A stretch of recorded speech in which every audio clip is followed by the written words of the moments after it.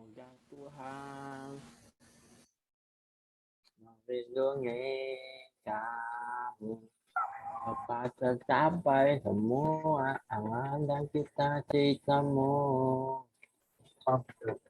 Mudah-mudahan.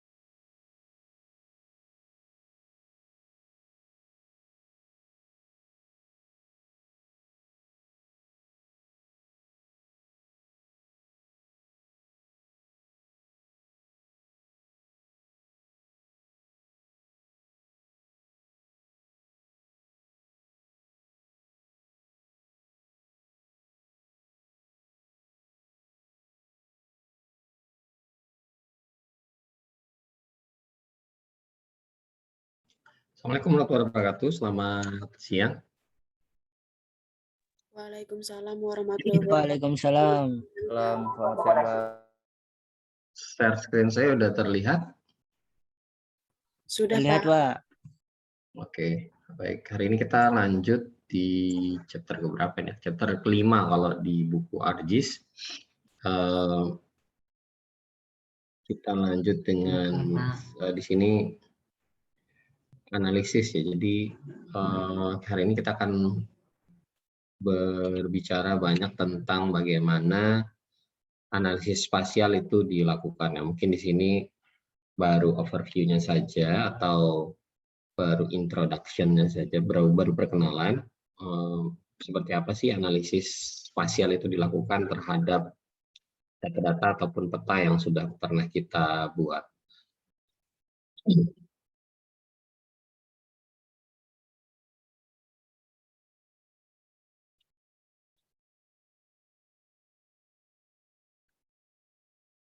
Nah, analisis geografik ini pastinya sudah mulai kita lakukan secara tidak langsung ya, secara tidak sadar biasanya ketika kita melihat sebuah peta gitu. Sederhananya gini, ketika Anda pesan antar dengan menggunakan GoFood misalnya, atau Anda pesan ride hailing dengan menggunakan Grab. Nah, begitu muncul petanya di situ kan Anda bisa lihat, oh ternyata trafficnya lagi sibuk ya, atau di situ mungkin banyak lambang-lambang ataupun warna merah di trafficnya gitu. Nah, dari situ Anda punya analisa sederhana sebenarnya. Oh, makanan saya akan telat nih nyampainya. Atau yang lebih sederhana lagi, kalau Anda pesan ride hailing dari satu titik ke titik yang lain, Anda pasti mikir, oh pasti nanti di jalanan perjalanannya akan terasa lama karena macet di jalanan. Nah, ini contoh sederhana sebenarnya dari analisa grafik. Kita bisa menemukan hal-hal yang mungkin itu bermanfaat untuk kita dalam mengambil keputusan, atau secara sederhananya kita bisa bilang decision support system atau sistem pendukung keputusan berbasiskan sistem informasi geografik. Nah, atau kita pada saat mau pergi ke suatu tempat, kita cari direction-nya pakai Google Maps, kemudian kita menemukan bahwa ternyata menuju ke tempat tersebut tingkat kemacetannya cukup tinggi. Nah, pastinya kita punya keputusan, oh mungkin ada jalur alternatif atau jalur yang lain ya, yang bisa kita tempuh, tidak melewati suggest yang disarankan oleh si Google Map gitu. Mungkin kita mau ngambil jalan-jalan yang sekiranya itu tidak banyak dilalui oleh kendaraan. Kita pakai jalur alternatif. Nah, mungkin seperti itu. Nah, ini kan sebenarnya kemampuan kita untuk mengambil keputusan dibantu oleh adanya hasil analisa di dalam peta yang kita lihat, atau kita berdasarkan data-data atau pola yang kita ambil atau kita terima dari visualisasi di sistem informasi geografis kita.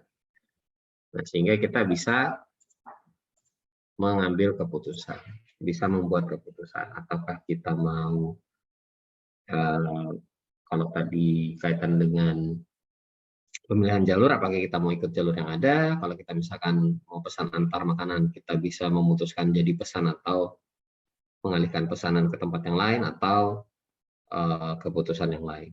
Nah, model analisa tadi bisa kita sebut dengan analisis spasial. Jadi kita melihat kondisi dari peta yang ada, berdasarkan data-data yang ada di situ, kita mendapatkan informasi, kemudian kita memutuskan kita mau ngapain.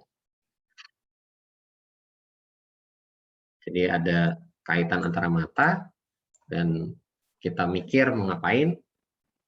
Nah, pas kita lihat mapnya, oh ternyata memang jalurnya sibuk ataupun tempatnya jauh, ya baru kita lakukan keputusan.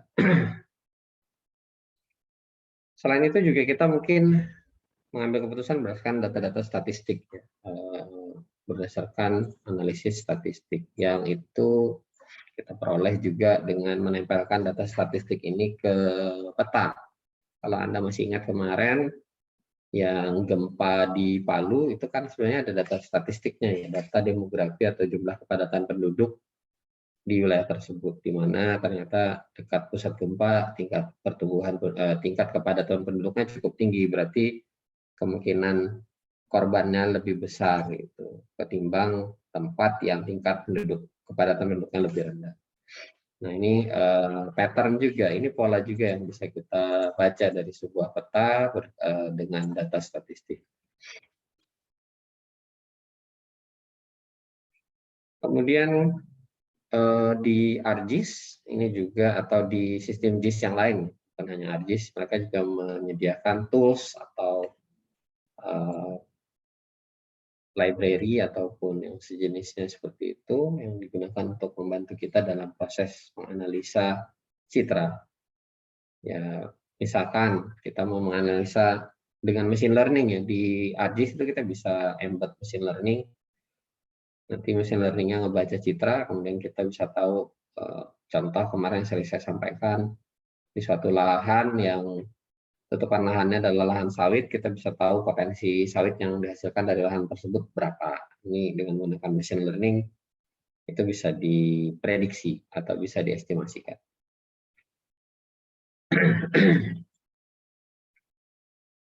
Nah, berikut ini contoh-contoh apa saja yang bisa kita dapatkan dari analisa geografik atau analisa spasial.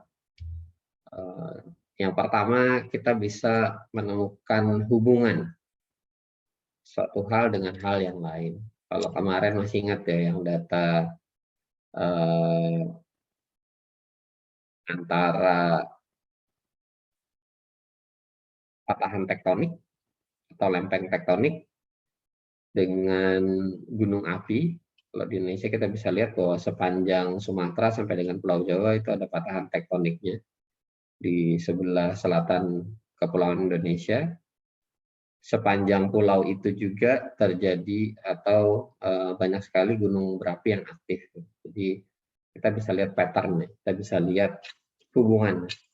Jadi kita bisa lihat hubungan dari peta yang kemarin sempat kita lihat. Nah ini kalau di sini contoh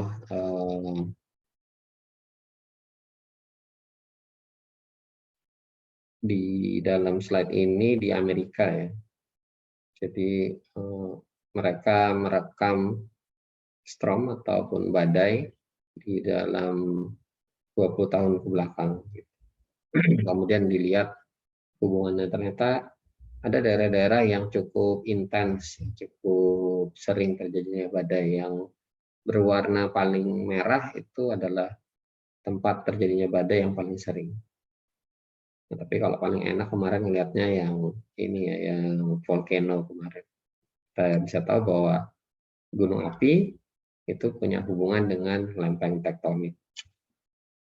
Ya, kita bisa cari atau korelasinya ya istilahnya. Kemudian yang berikutnya kita juga bisa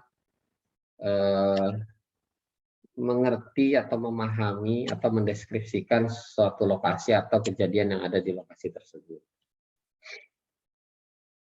Nah, ini contoh kekeringan yang terjadi di Texas ya, di dalam gambar itu antara tahun 2011 sampai dengan 2016.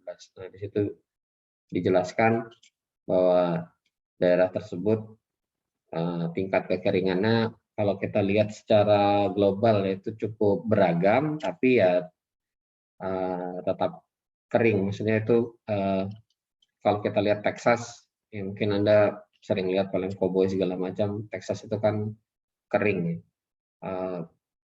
tidak hijau atau tidak banyak air seperti di ya mungkin Kalimantan Timur kali kalau kita mau ambil contoh gitu. Nah, iklimnya cenderungnya adalah iklim gurun atau savana gitu. Nah, ini kita bisa lihat dengan menggunakan analisa spasial atau bisa kita dapat dari sisi informasi geografis yang menyatakan hal tersebut atau mendeskripsikan lokasi dan kejadian yang ada di suatu wilayah, kalau dalam hal ini di Texas. Kemudian yang berikutnya mendeteksi dan menghitung pattern yang ada. Nah, kalau di contoh ini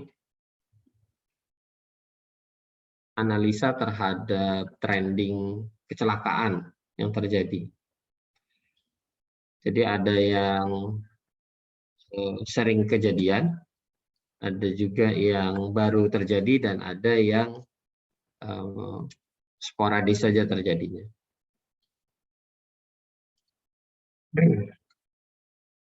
Nah, ini juga bisa diketahui dari dari istilahnya datanya time series ya, dari runtutan waktu gitu.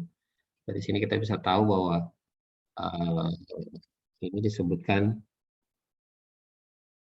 dalam 4 bulan terakhir di tahun 2015.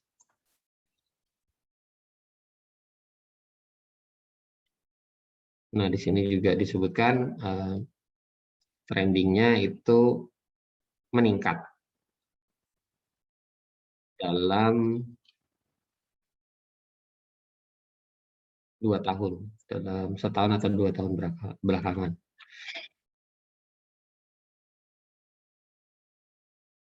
Nah, dari sini juga kita bisa lihat, sebenarnya juga ada pattern, ada pola.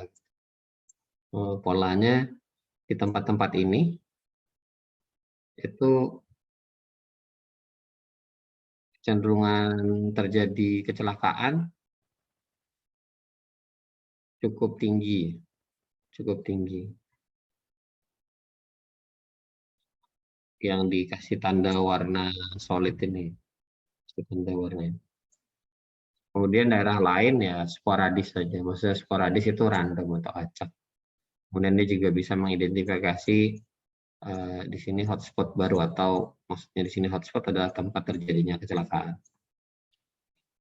Jadi kalau misalkan kita bisa ketemu pattern seperti itu atau pola seperti itu, maka kita mungkin bisa menganalisa kenapa sih sering terjadi kecelakaan. Mungkin karena di situ daerahnya tinggi tingkat lalu lintasnya, atau mungkin di situ terlalu banyak tikungan yang berbahaya, atau mungkin di situ terlalu banyak orang yang lalu lalang menyeberang jalan. Ya, kita bisa cari masalahnya di lokasi atau lihat langsung di lokasi, kemudian kita kasih treatment untuk menekan angka kecelakaan yang tinggi. Nah, kemudian melakukan prediksi atau antisipasi lah. Kalau dalam kebencanaan ada yang diistilahkan dengan mitigasi. Bagian dari mitigasi itu adalah memprediksi ada kejadian apa nanti ke depannya gitu. Misalkan sekarang kita lagi sering hujan, berarti Samarinda prediksinya kemungkinan banjir gitu. Apalagi ini mau masuk bulan baru, maksudnya bulan baru bukan bulan Masehi ya, tapi bulan ini penanggalan lunar, penanggalan berdasarkan bulan. Biasanya kalau berdasarkan bulan per 1 tiap bulannya itu per tanggal 1 atau bulan baru itu akan pasang air di pagi hari. Kalau hujannya sering terjadi di pagi hari, prediksinya ya kemungkinan banjir gitu. Nah, nanti kebalikannya kalau misalkan tanggal 15 berarti pasang naiknya itu di malam hari. Kalau hujan sering terjadi di malam hari, terjadinya penumpukan air, kemungkinan besar terjadinya banjir. Jadi kita bisa melakukan prediksi. Kalau di sini dicontohkan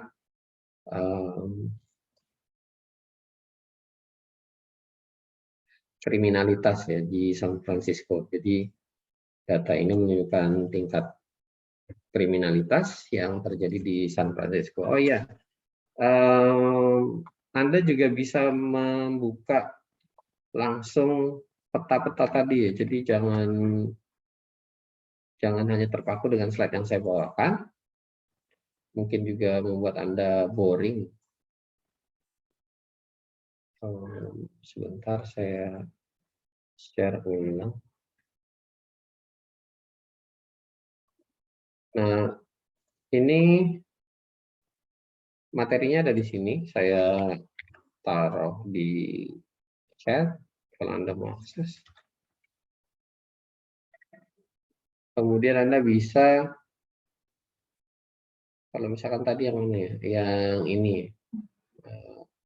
tingkat kriminalitas di Chicago. Anda bisa klik dan Anda ke link yang diacu oleh gambar tersebut. Nanti akan menuju ke peta ataupun contoh kasus yang bisa kita kerjakan atau Anda kerjakan sampai hasil jadinya seperti apa. Jadi cukup menarik lah kalau di hand on lab kan. Jadi jangan terpaku dari slide yang saya sampaikan. Anda bisa buka link-link yang ada di situ. Pastinya tentu saja kalau buka link, karena ada video ya. Nah, ini video contohnya. Buka link ini ada video, ada juga hand on lab. Atau peta jadinya. Contoh seperti yang ini juga nanti akan kita lihat. Oke, saya balik ke slide.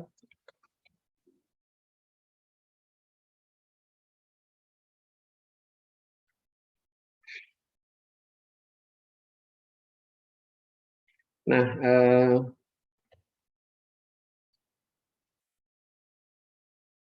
kita juga bisa menggunakan analisa ini tadi saya sebut di depan, mencari lokasi yang terbaik atau mungkin jalur yang terbaik. Ini contoh kalau di ini di Google Map Kan kita bisa modelnya seperti itu ya. Kita bisa, ini contoh sebelah kanan dari ArcGIS, jadi dia bisa menemukan peta yang terbaik yang terkait dengan transportasi publik di Atlanta. Tapi kalau mau sederhananya, ini yang ada di Google Maps, mungkin kita mau jalan dari kampus ke Big Mall gitu. Maka kita bisa tahu bahwa ada dua jalur ya, ada dua alternatif jalur yang dipilihkan oleh Google.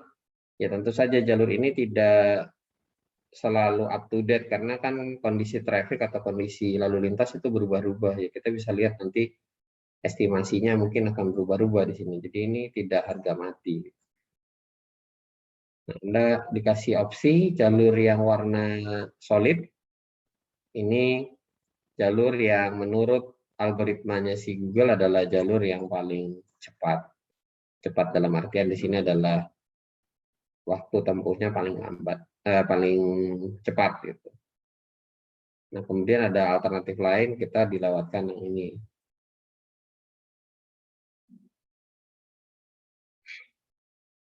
Nah, ini termasuk best path atau jalur terbaik.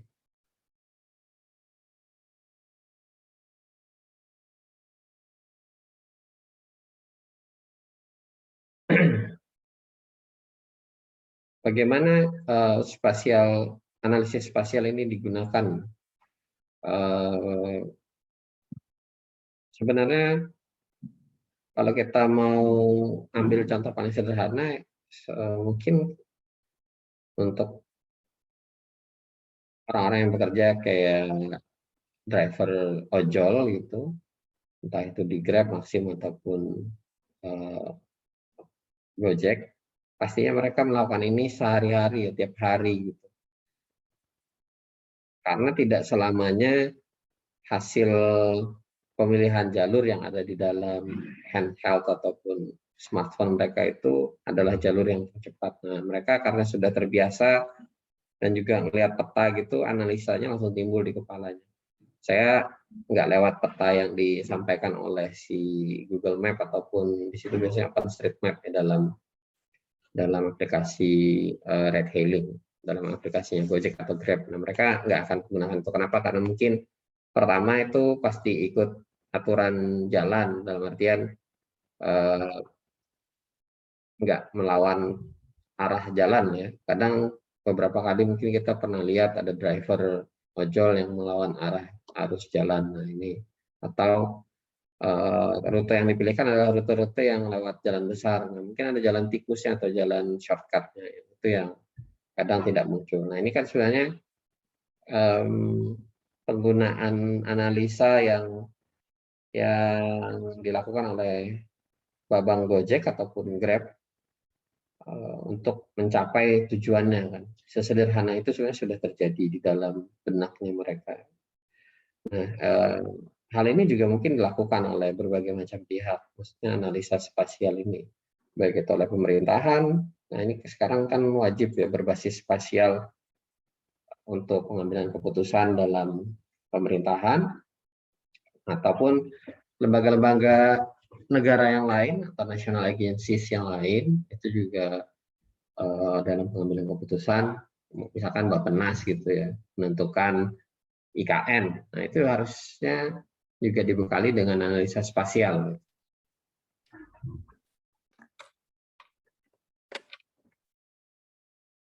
Kemudian bisnis, ya ini pasti paling sering digunakan. Kayak tadi Gojek, Grab itu kan sebenarnya bisnis ya, kaitan bisnis. Itu yang paling sederhana. Kalau yang mungkin agak kompleks sedikit, misalkan kita mau buka cabang gitu, kita mau buka cabang perusahaan, kita mau tahu pangsa pasar kita potensial enggak. Nah, kita bisa misalkan ini kayak apa ya contohnya, Kimia Farma gitu ya. Nah, Kimia Farma itu kalau buka mungkin nggak sembarangan milih lokasinya, pastinya dia ada analisanya. Mungkin salah satunya adalah spatial analisis gitu ya. Dia lihat, oh di lokasi ini belum ada apotek gitu. Di lokasi ini ada rumah sakit, ada klinik, yang mana itu kemungkinan akan jadi pasar potensialnya mereka. Nah, kemudian ada dekat dengan perumahan gitu.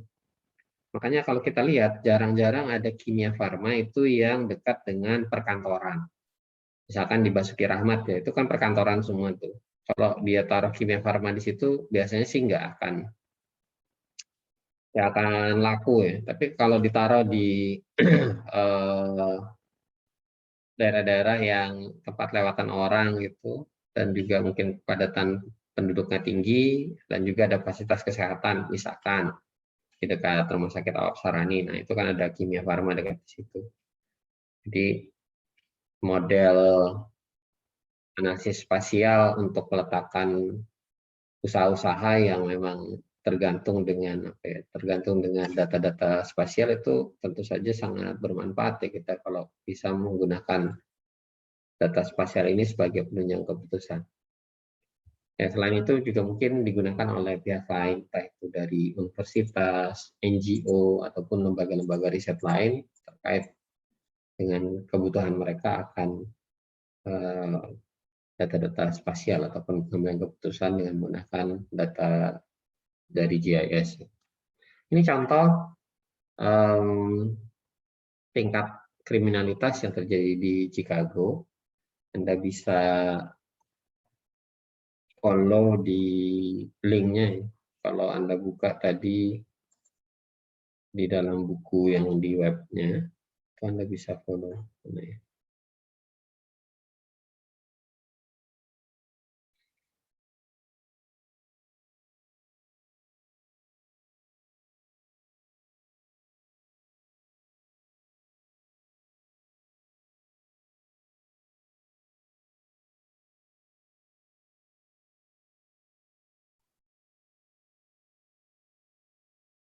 Anda bisa klik, nanti dia akan menuju ke ini, ke sini.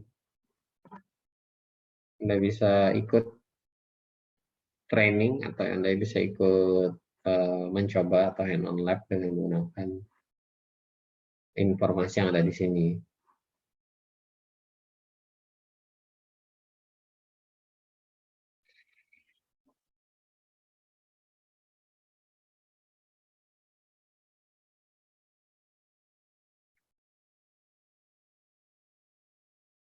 Kemudian contoh lain kita bisa gunakan untuk melakukan analisis kekeringan yang muncul di suatu wilayah. Ini contoh kekeringan yang terjadi di Texas ya, tadi sama dengan yang tadi sebenarnya. Kita bisa lihat temporal analysis dari tahun 2010 sampai 2015 ya. Ini time series juga, ini kita bisa lihat kembangannya mungkin dulunya nggak kering, sekarang jadi kering. Ini juga dipakai analisanya untuk contoh analisa yang mirip seperti ini, melihat gletser ataupun lapisan es yang ada di kutub ya, seberapa jauh itu mencairnya sudah. Jadi bisa dilihat dengan menggunakan model yang seperti drought analysis ini atau analisis kekeringan sepanjang beberapa tahun gitu ya. Coba kita cek aja ini.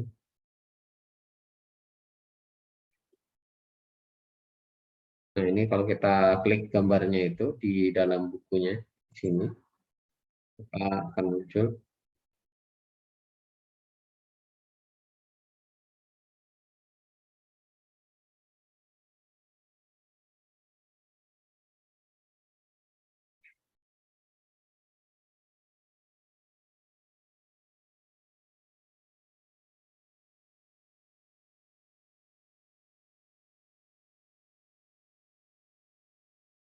Nah, ini kita lihat dari legend ini legendanya. Kita tahu bahwa ada yang abnormal kekeringannya sampai dengan tingkat tertinggi adalah ekstrim. Jadi tingkat paling tinggi adalah kekeringan dalam tingkat yang ekstrim. Sebentar kita lihat ada nggak yang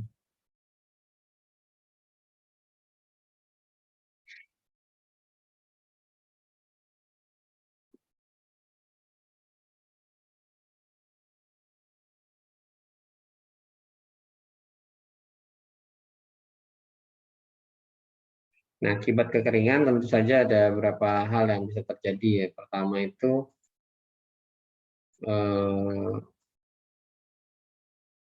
kemungkinan terjadinya kebakaran hutan. Ya. Ya, ini contoh kejadian kebakaran. Atau mungkin ya bukan hanya kebakaran hutan, kalau kekeringan seperti itu tentu saja kebakaran rumah juga jadi rawan. Kemudian dia juga kalau kita lihat di sebelah kanan sungai-sungai menjadi kering. Ini terjadi karena kekeringan dalam jangka waktu lama, bisa seperti itu. Nah, ini kebakaran yang terjadi.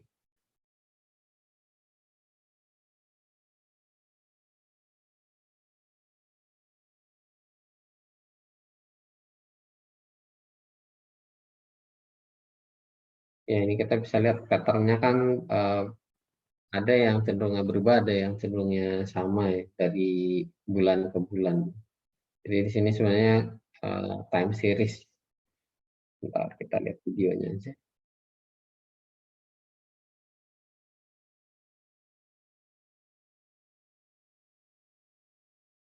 Biasanya ada ininya, nah ini perubahannya gitu. Kita bisa lihat time series-nya ya, teruntut waktunya dari sebentar kecepatan. Dari November, mundur lagi bisa nggak ya? 2010 Agustus.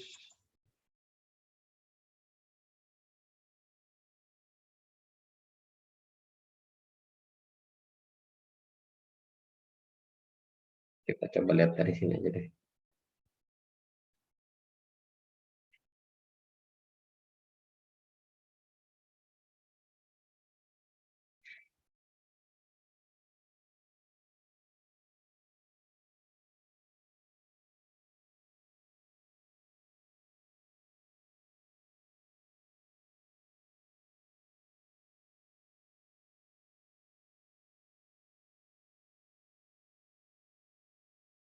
Nah, jadi kita bisa tahu ya dari Agustus 2010 sampai dengan September 2011 itu terjadi kekeringan yang cukup parah atau ekstrim. Paling tinggi ini exceptional dryness. Ya, kita bisa lihat datanya runtut waktu, time series istilah lainnya. Itu yang ingin saya lihatkan tadi. Jadi kita bisa lihat dari waktu ke waktu seperti apa sih kejadian kekeringan terjadi di Texas tadi dari tahun 2010 sampai 2015. Nah, kalau di videonya tadi setahun aja dilihatkan, setahun sudah semengerikan itu.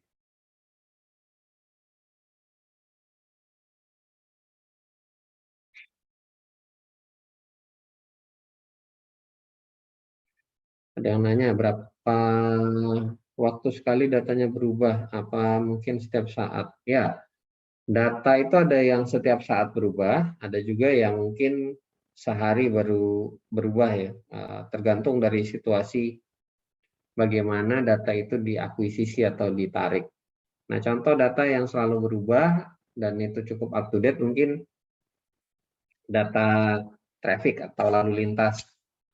Biasanya kalau Anda pakai Google Map, nanti Anda akan tahu mungkin antara, kalau yang betul-betul ini ya, betul-betul tingkat dinamika jalanannya cukup tinggi, biasanya daerah-daerah yang dipakai untuk tingkat perekonomian gitu.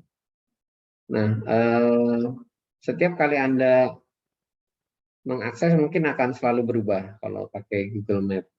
Karena dia ngambil data live. Data live didapat dari mana ya? Dari handphone kita itu gitu. Itu disediakan penyadapnya oleh si Google lah ibaratnya seperti itu. Jadi dia bisa tahu data mobilitas orang lewat smartphone Android.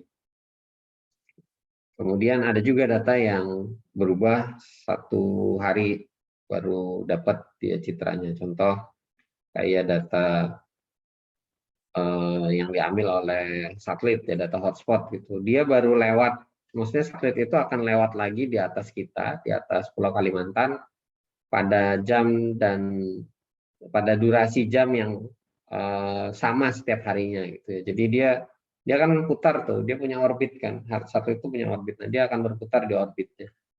Dia akan lewat Kalimantan dan mengambil citra Kalimantan itu di jam-jam dia pas lewat saja gitu. Kalau misalkan dia sudah lewat ya sudah nunggu besoknya lagi. Kayak bulan mengitari bumi lah, kan tidak setiap saat kita melihat bulan kan. Nanti bulannya mutar lagi, bulannya mutar gitu.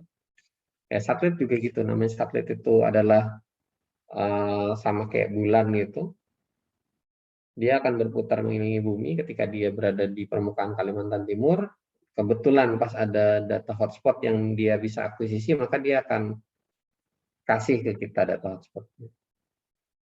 Nah, kalau sudah selesai dia ngitarin, ya besok lagi gitu. Dia tidak akan statis di satu tempat saja.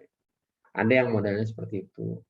Ada juga yang datanya diambil mungkin karena di-trigger oleh kejadian, mungkin diambil atas kejadian tertentu, dia baru tarik data. Nah, ada yang modelnya seperti itu. Jadi macam-macam. Jadi kalau ditanya berapa waktu sekali datanya bisa berubah, macam-macam tergantung dari data apa yang mau kita akuisisi, dari mana, kemudian metode akuisisinya seperti apa. Jadi ada yang bisa berubah real time, ada yang berubahnya itu tergantung posisi, misalkan tadi ya kayak posisi satelit atau posisi sensornya. Ada juga data itu di-trigger oleh, bisa diambil karena di-trigger oleh suatu kejadian. Misalkan gempa bumi, nah itu baru muncul data kegempaannya berapa. Nah, jadi nggak mungkin data gempa bumi itu diambil sebelum gempa buminya terjadi. Harus terjadi dulu baru bisa diambil. Nah, ini contoh data yang di-trigger dengan adanya sesuatu kejadian. Oke. Kemudian kita juga bisa pakai ini untuk tujuan membangun green infrastructure atau infrastruktur hijau, infrastruktur yang berbasiskan ekologi. Nah, mungkin kita bisa melihat penggunaan lahan yang ada di suatu wilayah. Ini contoh di sini penggunaan lahan di benua Amerika. Di sini dia menyebutkan ada sekian hektar yang kritis, lahannya kritis dalam artian itu mungkin tidak bisa ditinggali oleh habitat asli di situ. Sehingga ini perlu misalkan perlu direboisasi atau perlu dilakukan kegiatan konservasi, dan juga mungkin kita bisa menghindarkan terjadinya pembangunan di wilayah tersebut gitu ya. Ini juga kemarin diskusi menarik dengan Pak WD1 kita, saya sempat diskusi tentang masalah banjir ya. Beliau profesor atau guru besar di bidang hidrologi kalau saya tidak salah. Nah, ada hal yang menarik dan saya sepakat juga dengan apa yang disampaikan beliau. Ambil contoh gini ya, ketika kita mau membangun kawasan pemukiman misalkan, nah kita tahu ternyata kawasan pemukiman yang mau kita bangun itu adalah di kawasan serapan air, gitu, serapan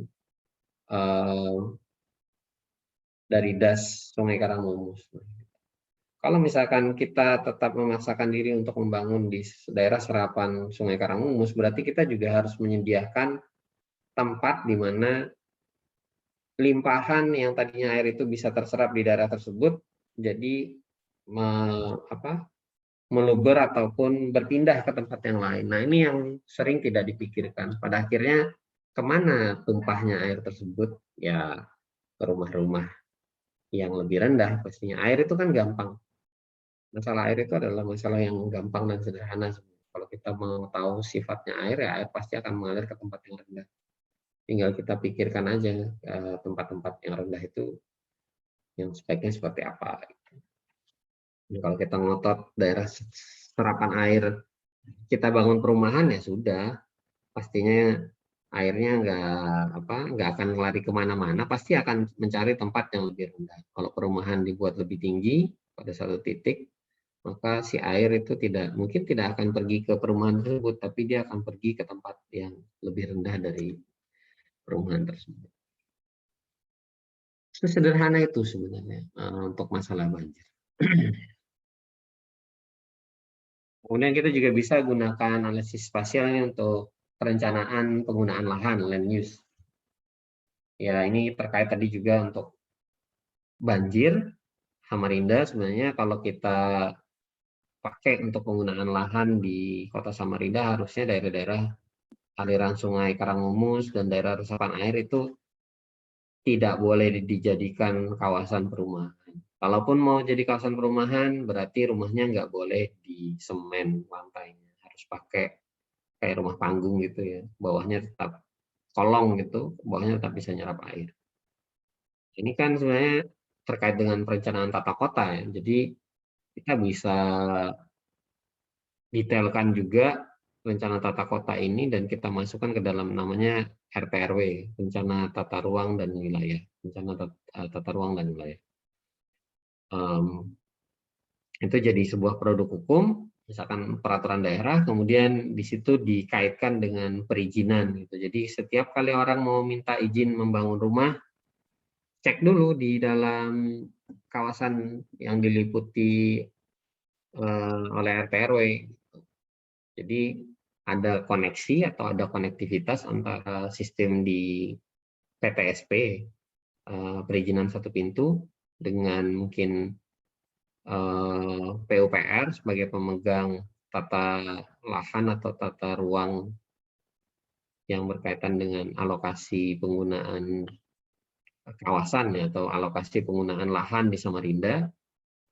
Masuk ini enggak daerah yang mau dibangun, masuk kawasan yang memang diizinkan untuk bangun rumah enggak? Kalau misalkan enggak ya jangan dikasih izinnya, jangan dikeluarkan. Nah, ini kan kadang izinnya suka bocor, atau izinnya tidak tahu kalau ternyata kawasan tersebut nggak boleh dibangun rumah. Nah, ini hal-hal yang sebenarnya bisa kita selesaikan kalau kita bisa menggunakan GIS dipadukan tentu saja dengan aspek hukum. Jadi jangan memandang satu masalah itu hanya dari sisi kita saja. Kalau kita orang sistem informasi, kami cukup menyediakan sistem informasinya saja, Pak. Enggak juga seperti itu. Itu tidak akan menyelesaikan masalah. Tapi kita harus bisa melihat dari beberapa sudut pandang atau beberapa aspek, sehingga masalah yang kita deliver atau masalah yang kita pecahkan atau masalah yang kita bantu solusinya itu benar-benar terselesaikan dengan tuntas ya, tidak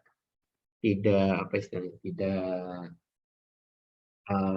setengah-setengah, tidak parsial ya. Contohnya parsial atau setengah-setengah masalah banjir di Samarinda gitu ya.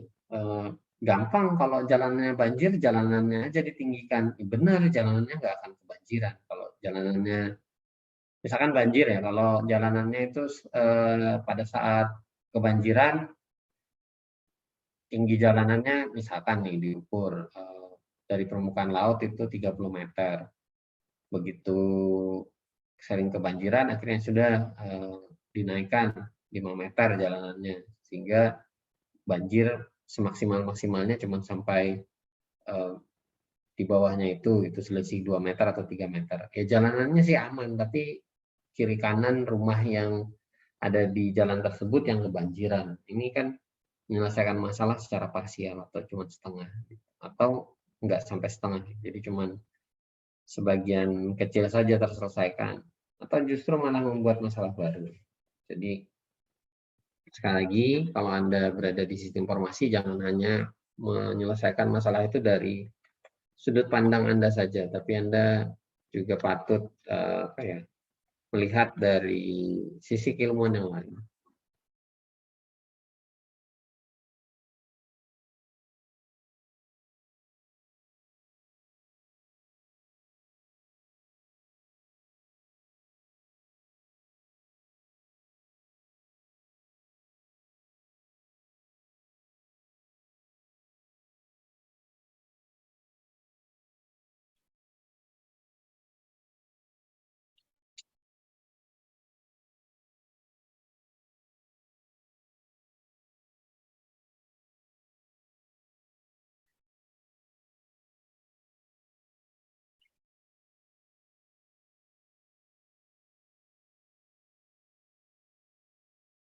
Oke, berikutnya interpretasi data ya. Ya, kita mungkin selama ini hanya menebak-nebak saja satu masalah ya, tadi kayak misalkan banjir, ya mungkin masalahnya ternyata di bendungan Benanga yang nggak cukup menampung air. Ternyata masalahnya mungkin bukan di situ. Masalahnya mungkin ada di tempat-tempat lain. Terus juga banjir yang sekarang berpindah-pindah ya. Ternyata masalahnya kompleks gitu, bukan hanya masalah di bendungan saja. Dan bisa jadi malah banjirnya itu nggak ada hubungan sama sekali dengan bendungan di Benanga ya. Jadi bahkan salah sekarang kalau kita mikir banjir-banjir yang ada di Samarinda ini ada hubungannya dengan bendungan Benanga. Tidak semua, jadi ada yang berhubungan dan ada yang tidak. Kemudian proses penyelesaian masalahnya ya harus dilihat kasus per kasus masalahnya, dan juga perlu dilihat dari berbagai macam sudut pandang tadi ya, bukan cuma dari orang GIS atau dari sistem informasi, tapi juga mungkin kita perlu masukan dari ilmu-ilmu yang lainnya.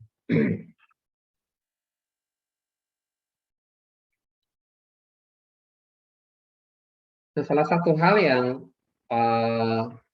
menarik dari sistem informasi geografis ini adalah kemampuan untuk memvisualisasikan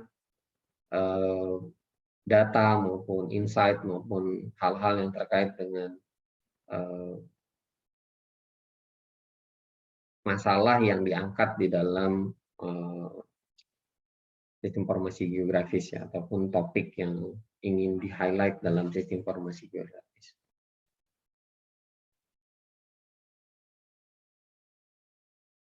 Jadi ketika kita punya masalah, kita bisa menggunakan peta ini sebagai salah satu solusi atau salah satu jawaban atas masalah tersebut. Nah, di sini contoh bagaimana sebuah sungai itu bisa terlahir. Jadi di dalam slide ini, atau kalau Anda buka langsung di websitenya, Anda bisa lihat di situ bagaimana sebuah sungai itu terlahir.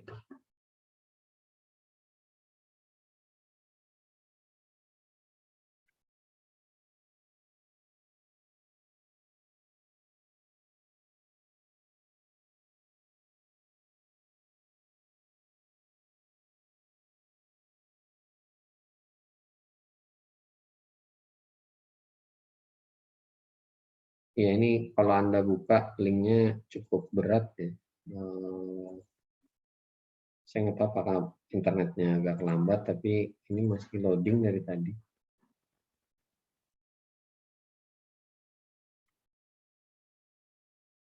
Ya, mungkin karena memang cukup besar datanya.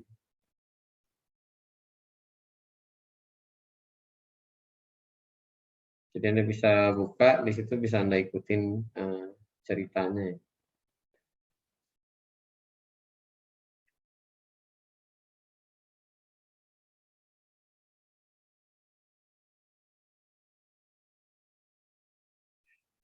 Nah, ketika kita menggunakan peta, termasuk analisisnya ini untuk pengambilan keputusan tadi, decision support system, maka kita juga bisa menyajikan informasi ataupun solusinya dengan menggunakan peta tersebut. Jadi kita bisa menyajikan informasi dan juga solusinya dengan peta tersebut. Hal ini penting karena efek dari visualisasi data sekarang juga lagi musim ya. Di sistem informasi mungkin lagi trendingnya sekarang ada, saya nggak tahu ada mata kuliahnya atau enggak, data visualization nama mata kuliah ataupun sub bidang keilmuannya ya. Jadi data visualization ini lagi naik daun juga, bagaimana data itu disajikan sehingga orang punya semacam apa ya, pengetahuan lah, punya semacam insight gitu.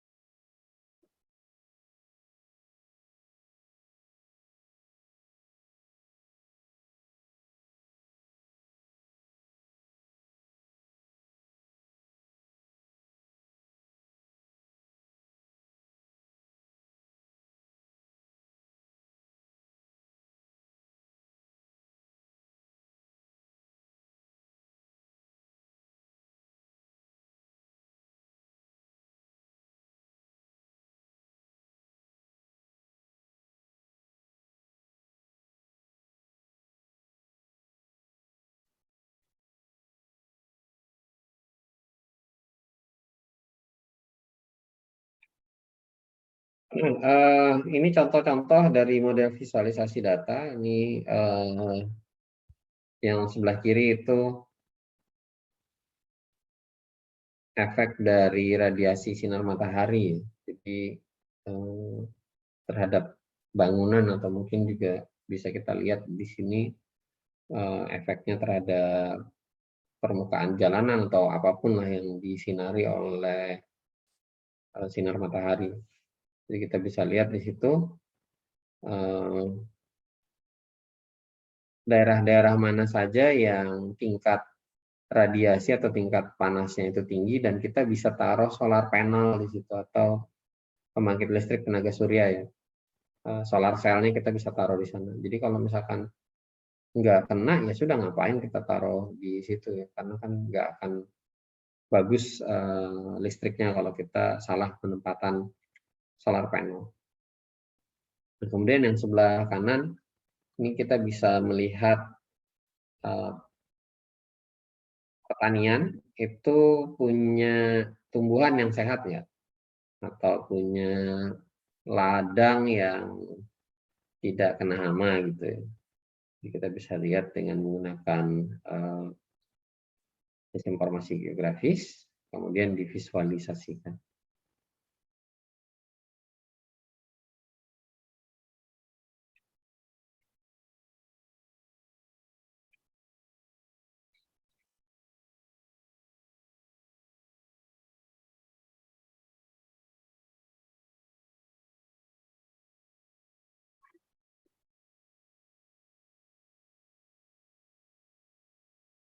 Nah, dalam analisis spasial dan juga tentu saja di dalamnya ada data spasial ataupun data yang non spasial, misalkan data statistik atau data tabular. Biasanya di dalam sistem informasi geografis ini kita mengasosiasikan ukuran-ukuran dalam data tersebut dengan lokasi dan mungkin juga tempat, suatu tempat di peta ya, dalam suatu peta. Nah, biasanya untuk kondisi real dari dunia, maksudnya apapun yang ada di atas permukaan bumi itu bisa direpresentasikan sebagai data diskrit, kemudian disimpan sebagai lokasi geografik. Nah, ini juga disebut dengan feature data. Oke, untuk istilah ini mungkin setiap kali Anda ketemu dengan data apapun maupun database apapun, itu istilahnya mungkin agak berbeda, tapi sebenarnya merujuk ke hal yang sama. Di dalam database itu mungkin Anda ketemu istilah field atau atribut, kolom. Nah, itu. Jadi kalau misalkan Anda ketemu database itu kan tabel-tabel gitu ya. Ada tabel, ada row, ada record, ada kolom-kolomnya. Nah, kolom ini kan sebenarnya field ya, field data atau atribut data. Tapi ada juga yang bisa bilang kalau misalkan Anda berada di data science, kita bisa bilang itu adalah feature. Nah, di sini juga ada istilah feature, feature data. Di dalam GIS yang sekarang lagi kita bahas, ini juga menyebutnya sebagai feature. Jadi jangan bingung, kadang ada yang pakai istilah feature, kadang ada yang pakai istilah field, atribut, ada juga menyederhanakannya dengan kata kolom. Nah, ini juga kadang agak miss juga kalau misalkan kita kaitkan ternyata datanya tidak dalam bentuk kolom-kolom. Tapi ya sudahlah, mungkin suatu saat Anda akan ketemu atau Anda akan lebih banyak ketemu database itu dalam bentuk tabel dan ada kolom-kolom. Kemudian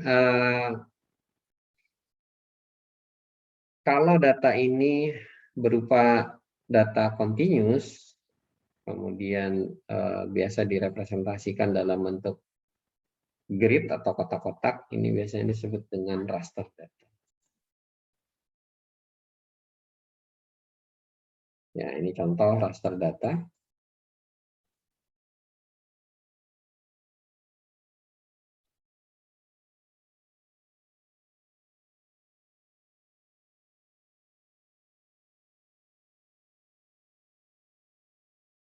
Biasanya raster grid ini juga digunakan untuk merepresentasikan kondisi lingkungan seperti elevasi, temperatur, kelembapan, dan juga yang lain-lain. Sedangkan untuk bangunan, kemudian juga data-data administratif seperti batas-batas wilayah, kemudian area sensus, ataupun jalan gitu ya. Ini biasanya direpresentasikan dalam bentuk data vektor atau vektor data. Nah, ini Anda sebaiknya hafal atau ingat, karena ini pasti nanti setiap kali Anda berhubungan dengan GIS ini selalu muncul ya data-data ini. Data vektor itu yang seperti apa, data raster seperti apa.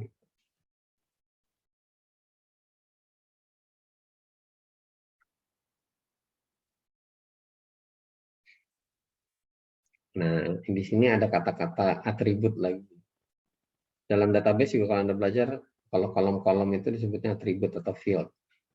Tapi kalau di dalam GIS ini menyebutkan bahwa tambahan informasi yang bisa dimasukkan ke dalam kumpulan data Anda ini disebutnya dengan atribut. Attributes. Di dalam GIS ini setiap dataset dikelolakan dalam bentuk layer, layer. Kemarin juga kita sudah lihat contoh di Google Maps yang pernah saya sajikan ataupun di beberapa kota yang pernah saya sajikan kepada Anda, itu pasti ada layer-layernya atau ada lapisan-lapisan.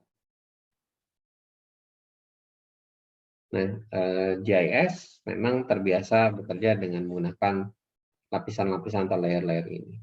Sehingga kita bisa menemukan jawaban atau menemukan hubungan ataupun juga solusi berdasarkan adanya layer-layer ini ya, ditumpuk-tumpuk gitu nanti oh ternyata kita bisa tahu ada hubungannya. Tadi saya mungkin ambil contoh di depan, kita tumpuk antara layer lempeng tektonik dengan layer kegunung apian, ternyata ada hubungan. Nah, sepanjang lempeng tektonik itu juga ada, sepanjang itu juga gugusan pegunungan aktif atau gunung berapi. Jadi dari situ kita bisa lihat patternnya dan juga mungkin kita mau memberikan solusi terhadap perencanaan tempat-tempat yang dilalui oleh jalur tektonik dan gunung api, ya mungkin bencana gunung api, bencana gempa bumi, bencana tsunami, dan yang lain-lain.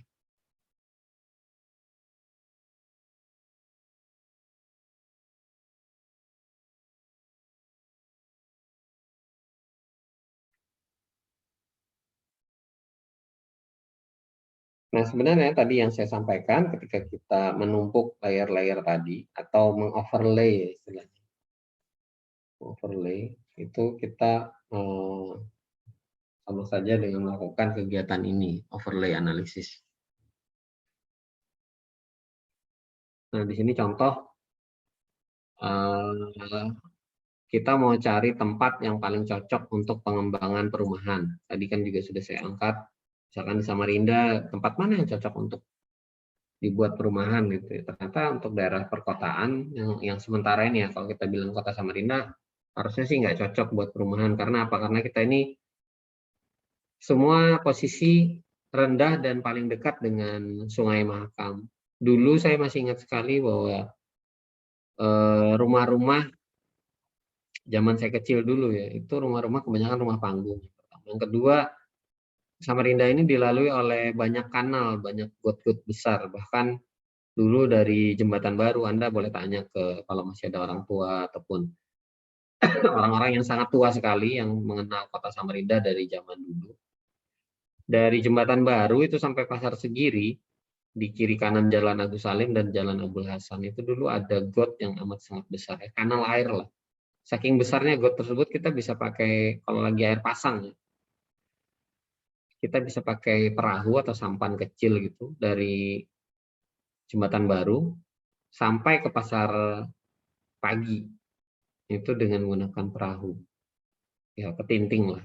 Sekecil itu, perahu kecil ya. Itu bisa karena kanalnya dulu cukup besar dan juga dalam. Nah, sekarang Jangankan perahu ya, mungkin ikan aja sudah nggak ada yang bisa hidup di situ. Mungkin ada tempat yang kering ataupun juga sudah penuh dengan sedimen yang ya beracun atau sedimen yang tidak baik buat lingkungan.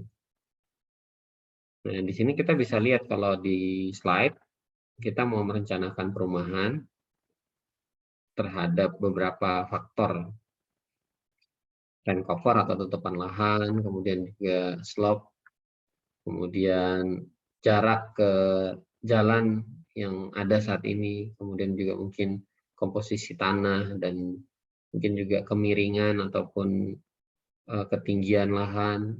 Nah, ini bisa dilihat dengan melakukan overlay atau melakukan penumpukan layer-layer yang ada. Nanti kita bisa lihat yang paling ideal itu di mana. Nah, di sini kan ada beberapa data ya, dia punya layer lahan, tipe tanah, soil, kemudian slope, jarak ke jalanan, kemudian ini jarak ke jalanan. Distance from, nah ini saya kurang tahu distance from stream ini maksudnya apa, arus sungai atau arus yang lain kalau dia bilang stream gitu. Nah, kemudian di reclassification ini biasanya memang sering terjadi kalau kita belajar di JIS, itu ada tahapan reklasifikasi. Nanti kita lihat di slide yang berikutnya itu ada. Baru kemudian biasa berubah jadi data baru ya setelah direklasifikasi. Ada yang perlu, ada yang enggak. Nah, berubah jadi data yang baru, kemudian baru ditumpuk, di overlay, gitu, dilihat. Nanti dari hasil overlay kita bisa tahu daerah-daerah yang cocok dan tidak. Di sini ada daerah yang tidak cocok dan daerah yang cocok. Nah, berarti daerah yang cocok inilah yang kita gunakan sebagai daerah pemukiman atau perumahan, housing development tadi. Daerahnya kalau kita lihat nih yang hijau ini.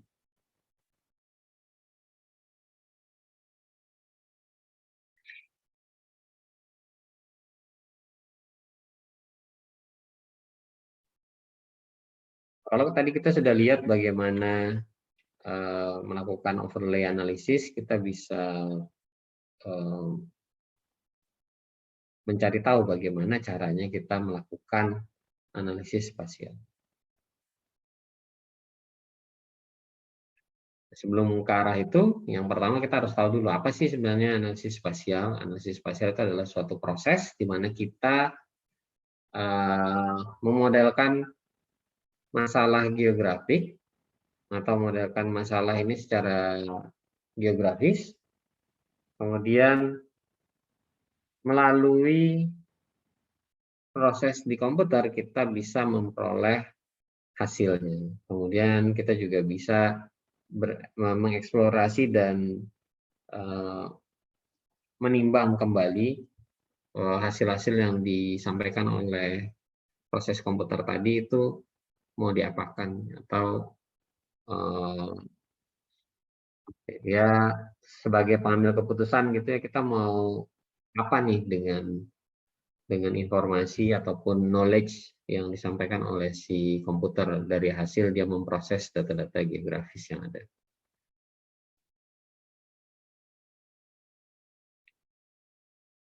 Nah, hasil analisis ini biasanya efektif untuk melakukan evaluasi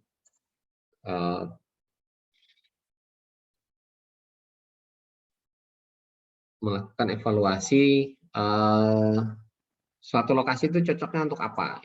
Jadi kita bisa tahu, oh misalkan lokasi ini nggak cocok buat perumahan kalau di Samarinda gitu, yang dekat-dekat sungai. Cocoknya buat apa ya? Mungkin kita bisa jadikan daerah-daerah yang produktif untuk perikanan atau pertanian, misalkan pertanian yang menggunakan banyak air ya, itu cocok, misalkan seperti itu.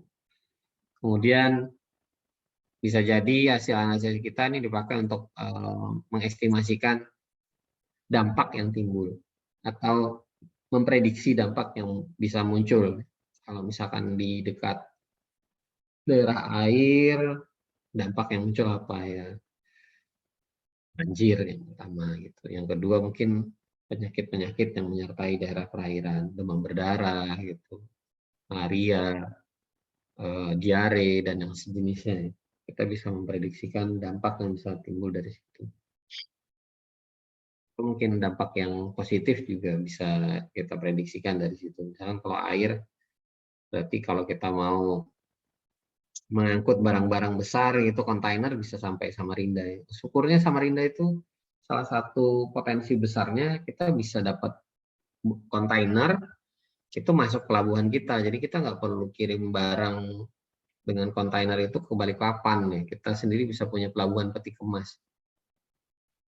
Nah, itu secara tidak langsung akan mempermurah biaya pengiriman barang. Ya, jadinya kita dapat barang itu murah karena lewatnya lewat kontainer.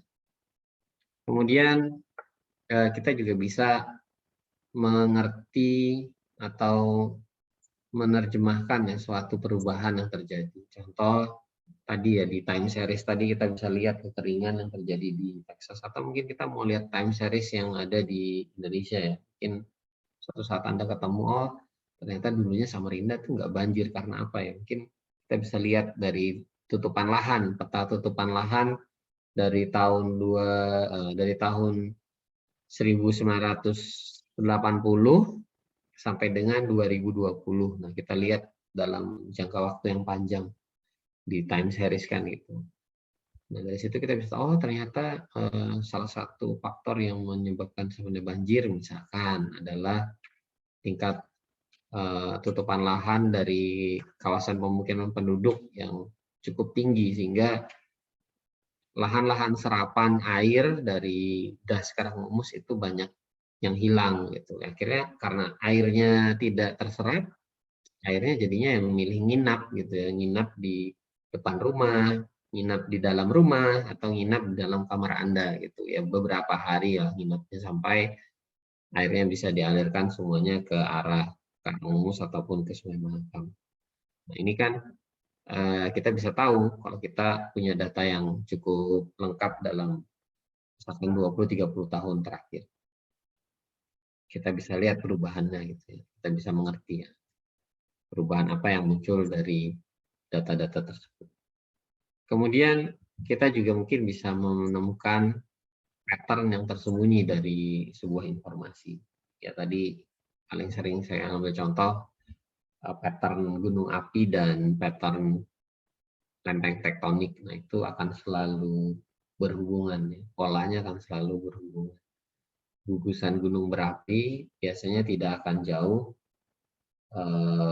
dari patahan atau lempeng tektonik atau pertemuan lempeng tektonik.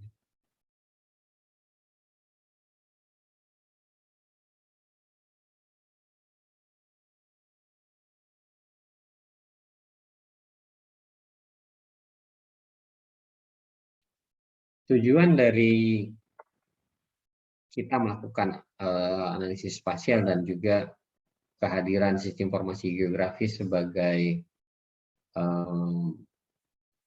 pertimbangan dalam pengambilan keputusan yang sekarang pemerintah kita sedang mengenjot itu, setiap keputusan pemerintah sedapat mungkin menggunakan data-data spasial. Agar apa? Agar kita bisa menyelesaikan masalah spasial juga. Gitu. Jadi hampir kalau terkait dengan ini ya, terkait dengan pemerintahan, sebenarnya hampir mungkin 70-80% itu masalahnya ada kaitannya dengan masalah spasial.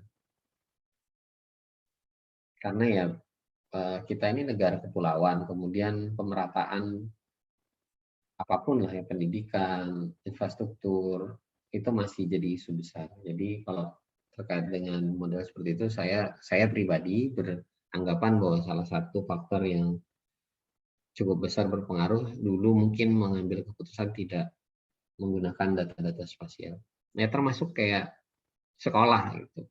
Sekolah harus basisnya sekarang untuk sekolah, kita masuk ke suatu sekolah itu penilaiannya dari jarak yang paling dekat gitu ya, atau berbasis lokasi lah ibaratnya. Tapi ternyata tidak semua kecamatan punya sekolah gitu ya, atau tidak semua daerah itu punya sekolah. Bayangkan misalkan di suatu kecamatan SD, SMP-nya banyak tapi dia nggak punya SMA. Akhirnya anak yang ada di SD atau SMA tersebut harus sekolah di SMA yang di luar dari kecamatannya dan peluangnya kecil misalkan. Dia harus bersaing dengan orang-orang yang dekat dengan SMA-nya tersebut. Ya kayak saya misalkan saya dekat dengan SMA 2. Saya lebih besar peluang saya masuk ke SMA 2 daripada orang yang mungkin tinggal jauh dari SMA 2 gitu ya. Nah, masalah-masalah seperti ini bisa dilihat dengan menggunakan GIS. Jadi kita bisa lihat sebaran sekolah itu udah merata atau belum. Kalau memang sudah merata, baru kita bisa, sebenarnya idenya bagus gitu ya, menggunakan sekolah yang terdekat dengan posisi tempat kita. Yang pertama itu menghindari kemacetan. Yang kedua juga sekolah itu bisa dijadikan role model atau contoh pembinaan di lingkungan setempat ya. Jadi kita nggak perlu jauh-jauh, itu lihat aja di sekolah itu baik nggak pembinaannya. Seperti itu. Jadi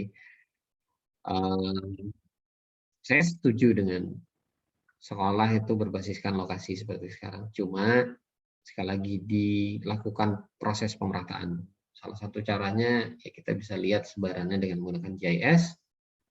Udah merata belum? Setiap kecamatan punya berbagai macam tingkatan sekolah ya, dari SD mungkin sampai SMA.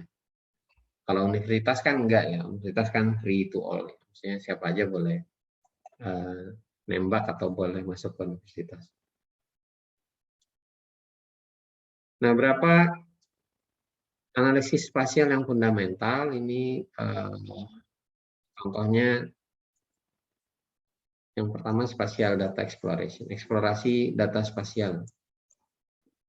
Kita bisa lihat kalau misalkan kita punya peta, kemudian di situ ada data spasialnya, kita ya contoh tadi di depan ada di overlay datanya, kemudian kita lihat oh ternyata ada daerah yang cocok buat pemukiman. Ini contoh yang tadi kita lihat di depan. Kemudian kita juga bisa melakukan modeling dengan tools GIS. Nanti kita lihat seperti apa sih contoh, salah satu contoh modeling. Kemudian dari hasil-hasil yang ada ini kita bisa gunakan untuk menyelesaikan masalah spasial. Tadi contoh sekolah, sudah merata belum sekolah yang ada? Ternyata ya ada beberapa kecamatan yang belum punya sekolah sampai dengan tingkat SMA. Atau tidak merata jumlah sebaran sekolahnya ya, ada satu kecamatan sekolah SD-nya banyak, SMP-nya sedikit gitu.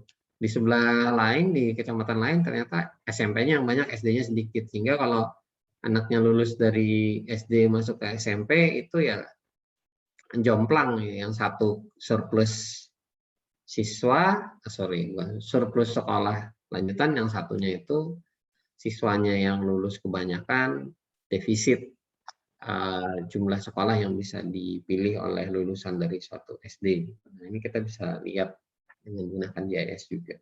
Kita bikin pemetaan sekolah, dulu ada school mapping, termasuk ada GIS-nya di situ. Kita bisa lihat, oh ternyata sebaran sekolah itu belum merata di suatu wilayah, entah itu di provinsi, entah itu di kabupaten ataupun kota. Nah, ini contoh-contoh pemecahan masalah spasial dengan menggunakan GIS. Ini contoh untuk melihat ada nggak hubungan antara kemiskinan dengan tingkat pendidikan. Ini contoh yang bisa Anda lihat. Sebentar, saya coba bukakan linknya.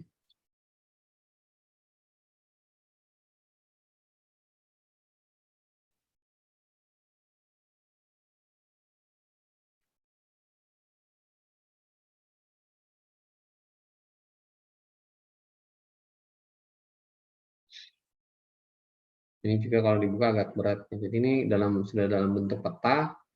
Di sini bisa terlihat kemiskinan. Di sini dihitung dengan menggunakan pendapatan Saya nggak tahu ini pendapatan apa ya. Di sebelah kiri ini dia cuma ngomong pendapatan saja. Pendapatan per bulan atau pendapatan per minggu atau per hari. Kemudian ini adalah ini penduduk yang tingkat pendidikan penduduknya. Dibikin bulat-bulat seperti itu.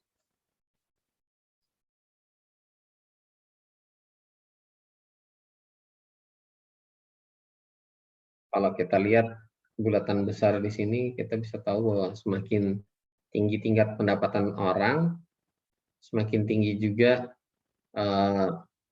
tingkat pendidikan orangnya. Semakin tinggi juga tingkat pendidikan orang.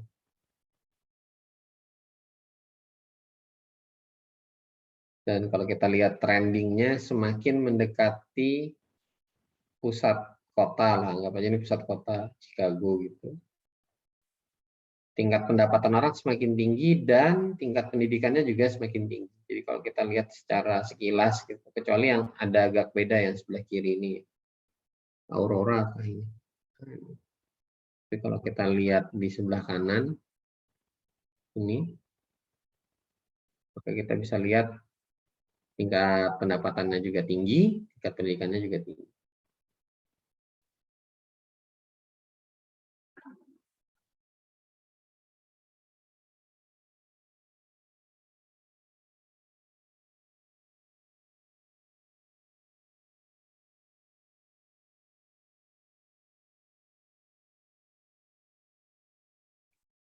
Kemudian kita juga bisa mengcombine atau tadi mengoverlay itu sebenarnya juga mengcombine, menggabungkan antara chart atau grafik dengan map ataupun dengan peta. Nah,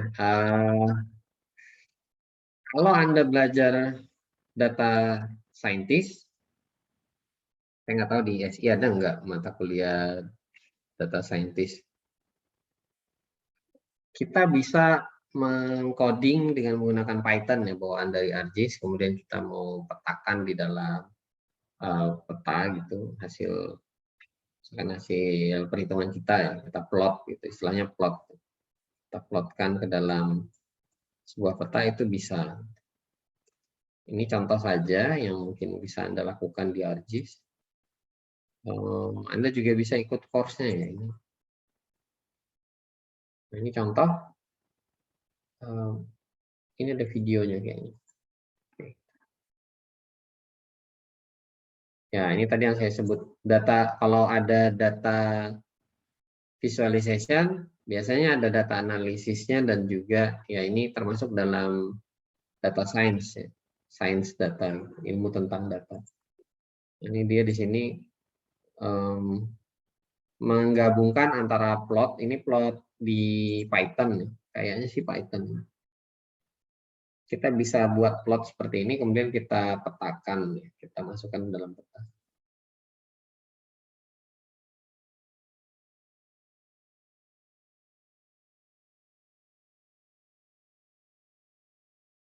Saya taruh di chat saja, Anda bisa nonton videonya.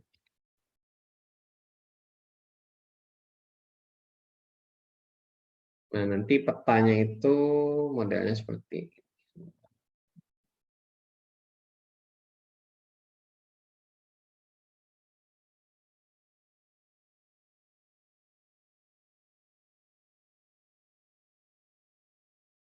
Jadi kalau kita klik, yang di sini kan ada 3 grafik batang. Kita klik 3 grafik batangnya, dia akan meng-highlight 3 daerah ini, 3 daerah yang ada di sini dalam petanya. Kalau mau lebih gampang lagi mainan kayak gini, Anda bisa pakai Microsoft Power BI. Jadi kalau misalkan Anda nggak mau repot dengan ArcGIS, Anda mau versi yang lebih ringan, tapi ya mungkin dengan fitur yang terbatas, ya. Anda bisa menggunakan Power BI, kita bisa embed peta di dalam Power BI dan juga kita bisa taruh data-data statistik ya, dalam bentuk tabel-tabel maupun dalam bentuk grafik seperti itu.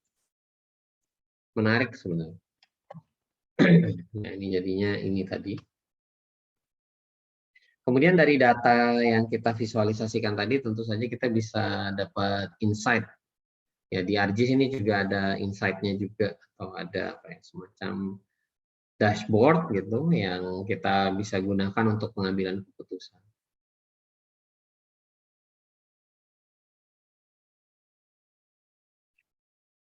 Kita coba lihat saja. Kayaknya video juga deh. Iya, video juga. Yang insight ini videonya agak-agak boring kalau menurut saya. Jadi Anda mungkin kalau lihat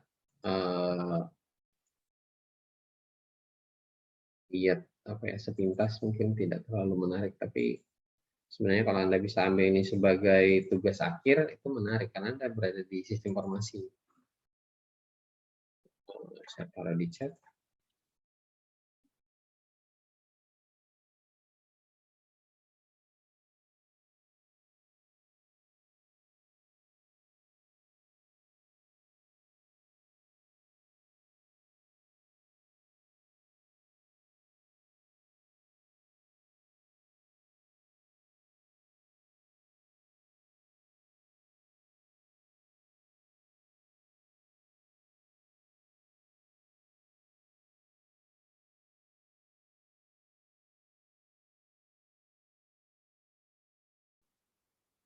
Nah, modelnya ini mirip sekali dengan Microsoft Power BI ya. Jadi kita kan tinggal drag and drop, kemudian kita mau rubah seperti apa bentuk mapnya. Misalkan tadi di depan dia pakai dot ya, pakai titik-titik, dirubah jadi heat map gitu. Nah, ini diganti jadi heat map. Heat map ini maksudnya semakin cerah warnanya ya berarti tingkat kepadatan titik-titik tadi semakin tinggi ya. Ini sebenarnya representasi dari titik-titik ini aja dirubah ke dalam bentuk heat map. Tapi lebih menarik sebenarnya kalau menurut saya. Terus juga chart yang ada di sini biasanya nanti akan terhubung dengan peta yang ada di sebelah kirinya. Ini kita bisa lihat trending atau ditambahin garis trendingnya segala macam. Nah, ini bisa kita olah dengan menggunakan insight di ArcGIS. Atau kalau tadi saya sudah sebut salah satu tools yang juga cukup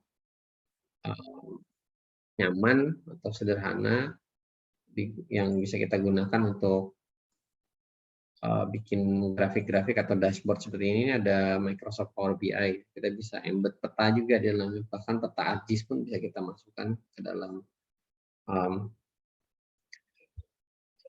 working space-nya punya Power BI. Nah, jadi sama fasilitas ini bisa mengintegrasikan berbagai macam sumber data untuk keperluan analisis. Jadi arahnya sudah ke big data gitu, arahnya sudah ke data science lah ya, arahnya sudah ke data science atau science tentang data. Bisa data real time ataupun data-data yang mungkin diambilnya secara periodik. Tadi ada yang nanya tentang datanya itu diambilnya kapan Pak? Nah ini boleh real time, boleh juga yang mungkin diambilnya secara periodik. Tadi di video itu datanya ada yang data periodik ya, per sekian tahun atau per sekian bulan.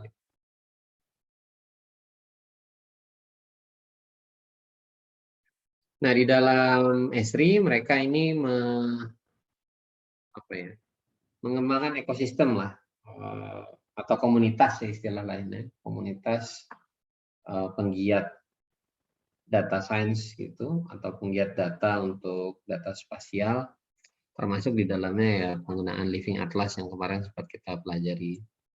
Ini juga bagian dalam ekosistem data dari ArcGIS. Jadi ArcGIS ini sangat memelihara atau menjaga sekali ekosistemnya mereka ataupun komunitasnya mereka agar data yang mereka miliki ini akan semakin luas, akan semakin banyak ragamnya ya.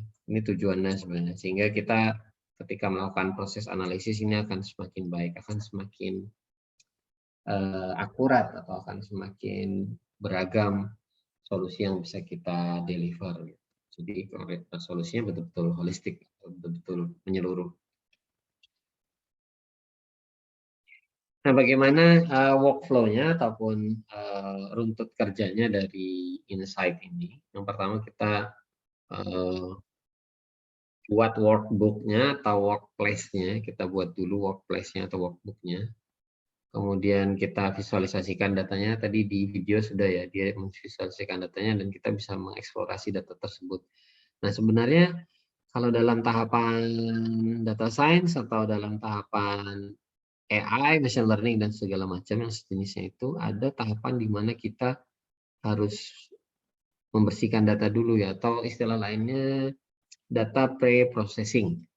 Jadi data itu dibersihkan, data itu dipilih mana yang mau digunakan, tidak semuanya. Kalau kita punya sekumpulan data, atau entah itu dalam bentuk dataset atau raw data, maka kita pilih dulu, tidak semuanya. Kalau sudah kita lakukan pre-processing, baru kita gunakan.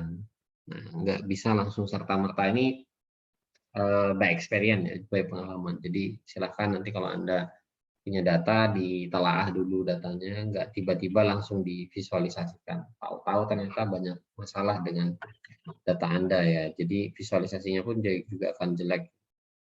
Jadi tolong sekali lagi jangan langsung memproses data sebelum Anda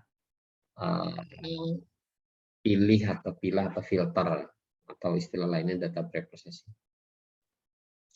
Nah, sudah Anda punya sekumpulan data yang mau Anda pakai, Anda bisa menambahkan dan mengelola data tersebut ke dalam Insight, termasuk juga mungkin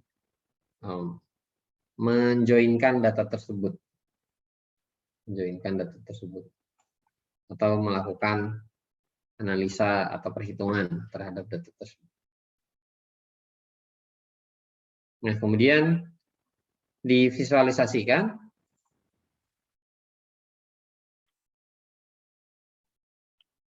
Jadi kita bisa visualisasikan data tersebut sehingga datanya ini menarik atau kita gunakan untuk berinteraksi dengan pihak lain. Jadi akan terlihat menarik visualisasinya seperti yang Anda lihat di sebelah kanan ini. Sebentar. Di video dalam YouTube ini kan ini sebenarnya sudah menarik ya. Ada hasil akhirnya enggak ya? Sebentar, kita coba lihat.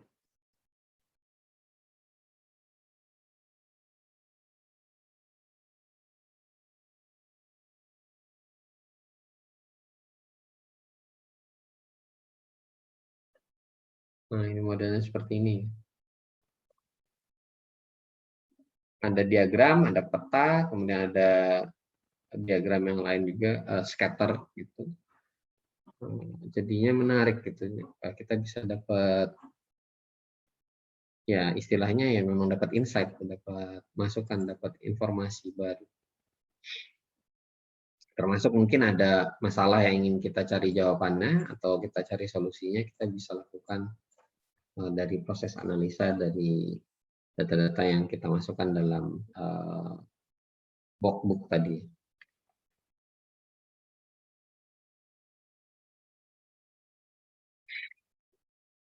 Nah, berikutnya modeling, kita bisa memodelkan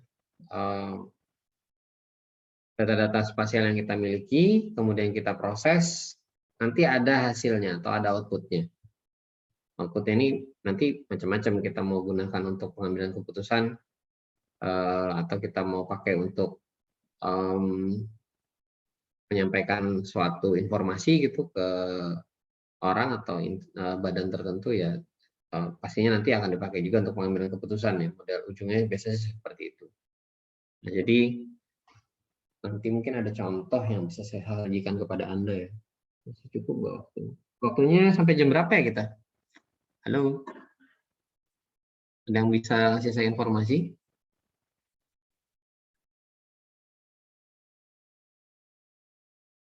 Halo, halo. Saya sampai jam berapa? Ya. Kalau menurut jadwal sampai jam 3, Pak. Sampai jam 3 oh ya, berarti masih bisa terus dong. Oke. Sampai mana tadi? Oh, sampai pengambilan keputusan.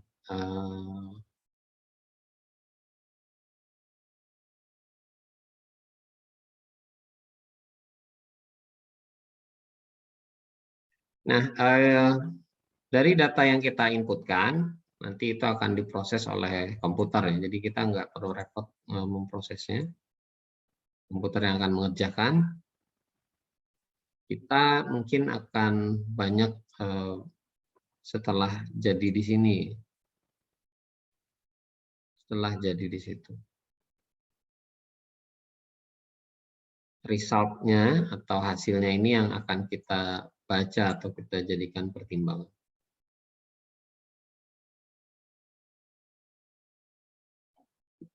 Nah, ada berbagai macam tools di dalam ArcGIS yang kita bisa gunakan untuk membantu kita dalam membuat model. Sehingga ini nanti akan memunculkan layer-layer baru. Yang ini kita bisa overlay atau kita bisa tumpuk tadi untuk menghasilkan peta yang baru, di mana peta tersebut bisa kita gunakan untuk mengambil keputusan. Di dalam ArcGIS sendiri ini ada ratusan tools yang bisa kita gunakan. Jadi ArcGIS ini cukup kompleks. Jadi nggak cuma 1, 2, atau puluhan, tapi sudah ratusan tools yang kita bisa pakai. Bahkan kita bisa programming ya di ArcGIS dengan menggunakan Python. Ini contoh bikin model dengan model builder. Jadi modelnya ini kayak main puzzle ya, kayak menyusun blok-blok gitu. Nanti kita dari ini data, yang ini data. Biasanya dia ada data, kemudian kita proses, datanya diproses, nanti berubah jadi bentuk baru. Jadi bentuk baru nanti diproses lagi, nah, proses lagi. Bentuk baru lagi keluar. Ya, ini bentuk-bentuk barunya ini, bentuk-bentuk baru data tadi, kita bisa, yang namanya data, ini contoh diunionkan, ya, digabungkan.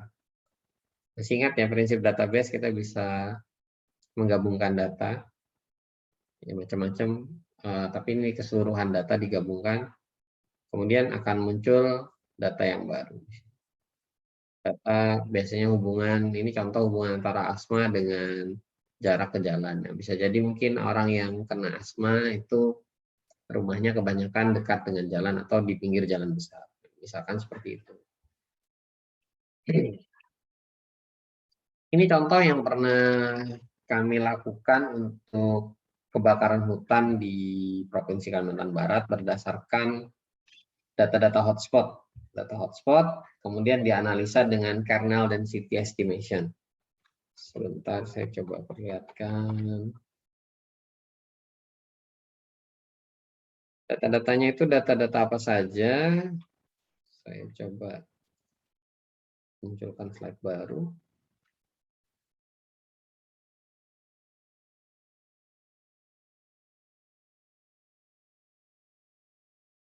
Nah, data yang kita gunakan data administrasi, maksudnya batas wilayah ya, batas wilayah kecamatan atau kabupaten kota. Tapi ini kita pakainya kabupaten kota, kemudian tutupan lahan, kemudian titik hotspot yang muncul selama setahun, kemudian jalan dan curah hujan. Ya, curah hujan itu kita mau tahu ada hubungan nggak antara curah hujan dengan titik hotspot. Kemudian kalau jalan, apakah hotspot itu cenderung muncul di jalan yang mungkin karena orang buang puntung rokok sembarangan atau karena tempat tersebut mudah diakses sehingga orang ngebakar lokasi itu lebih mudah gitu. Kalau jalannya susah kan orang malas juga pergi ke lokasi gitu mau berladang, kemudian dia dengan cara membakar lahan.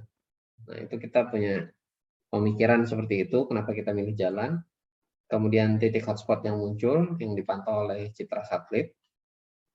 Sensor satelit, kemudian tutupan lahannya apa saja, misalkan daerah perumahan, kemungkinan untuk terjadinya hotspot kan kecil, biasanya hotspot ini kan berada di daerah-daerah yang sering dipakai untuk lahan atau lahan pertanian atau perkebunan.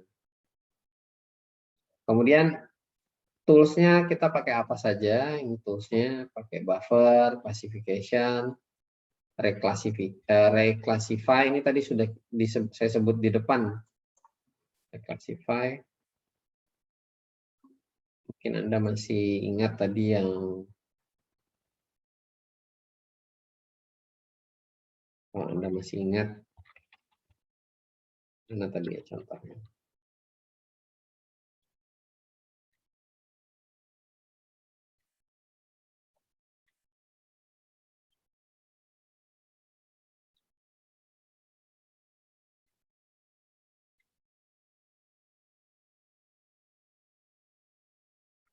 Saya cari di ini aja nih.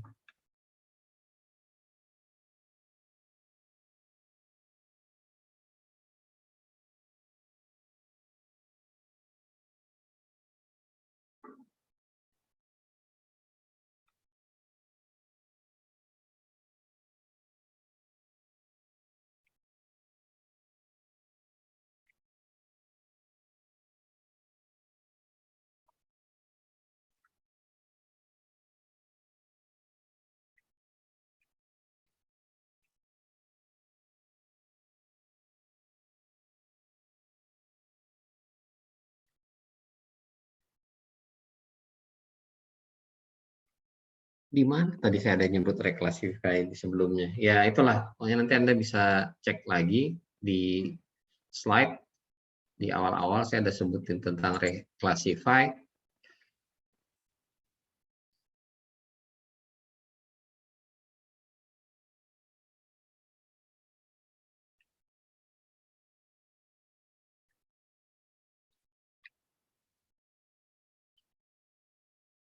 Nah, data-data tadi ini ya.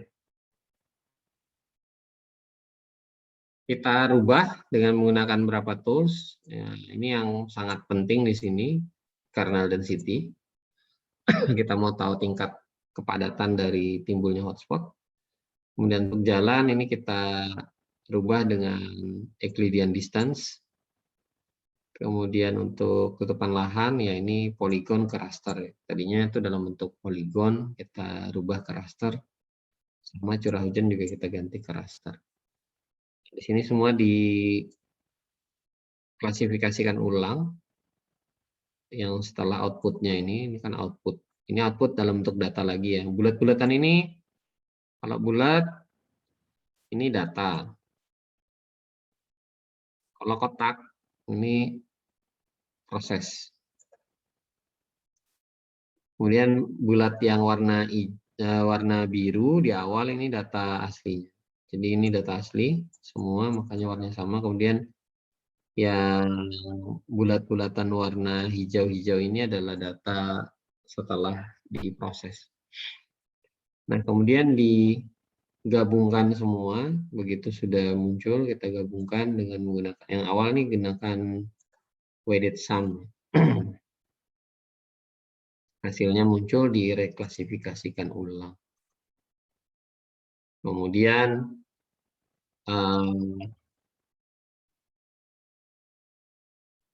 ini dapat dari mana nih? Weight. Oh, ini direklasifikasikan, digabung dengan sebentar.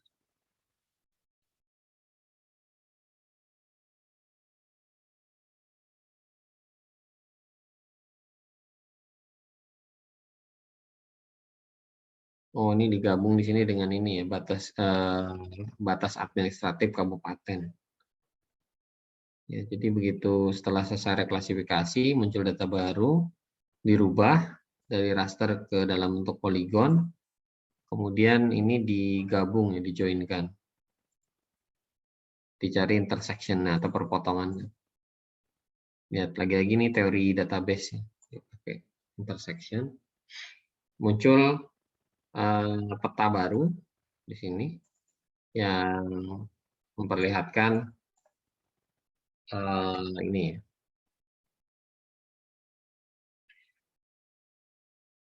Yang sebelah kiri data hotspot ya ditambahin tadi dengan ini ya, ditambahin dengan berbagai macam parameter yang sebelah kiri muncul hasil akhir muncul tempat yang bukan tempat sih, kabupaten atau kota yang paling potensi untuk terjadinya kebakaran hutan. Nah, ini kita bisa lihat di sini ada Kuburaya dan Ketapang berdasarkan data hotspot di tahun 2018.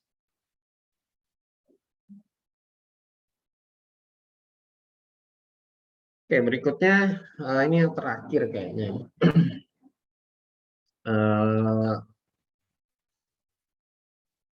Pemecahan masalah spasial.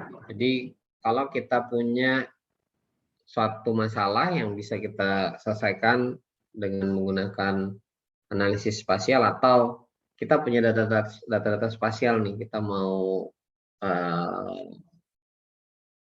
cari penyelesaiannya terhadap suatu masalah yang terkait dengan data tersebut. Nah, ada beberapa tahap yang bisa kita lakukan. Di sini sebenarnya secara garis besar ada 5 tahap ya.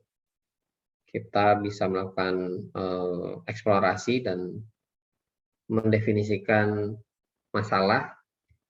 Kalau dalam skripsi mungkin nanti Anda akan ada apa ya istilahnya itu, rumusan masalah lah. Kita bertanya gitu pada diri kita sendiri, masalahnya apa sih sebenarnya, seperti itu. Kemudian kita baru mengeksplorasi dari masalah tersebut kemungkinan-kemungkinan solusinya apa saja. Nah, kemudian baru kita tahap berikutnya yang kedua, kita bisa modelkan dan kita hitung. Kita bisa modelkan dan kita bisa hitung. Tadi ini sebenarnya memodelkan. Ini memodelkan dan juga ada perhitungannya di dalam. Kotak-kotak ini sebenarnya kotak-kotak perhitungan. Kotak-kotak proses-proses perhitungan. Kalau keseluruhannya di modeling, dimodelkan. Hasilnya ya tentu saja ada hasil yang baru atau new result. Jadi kalau kita lihat sebenarnya di sini nih setiap bulatan di sini ini adalah data baru. Ini data baru, kemudian ini data baru, sampai paling ujung di sini ini juga data baru. New result.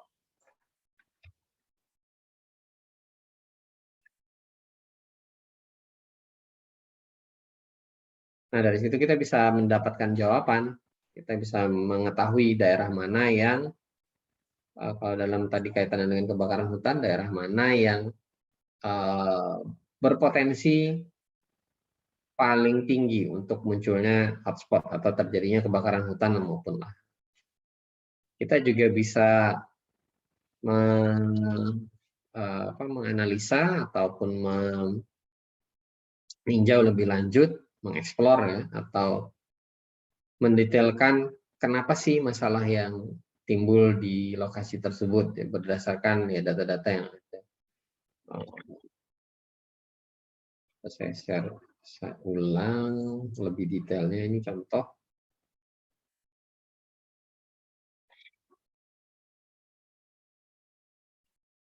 Ini contoh aja,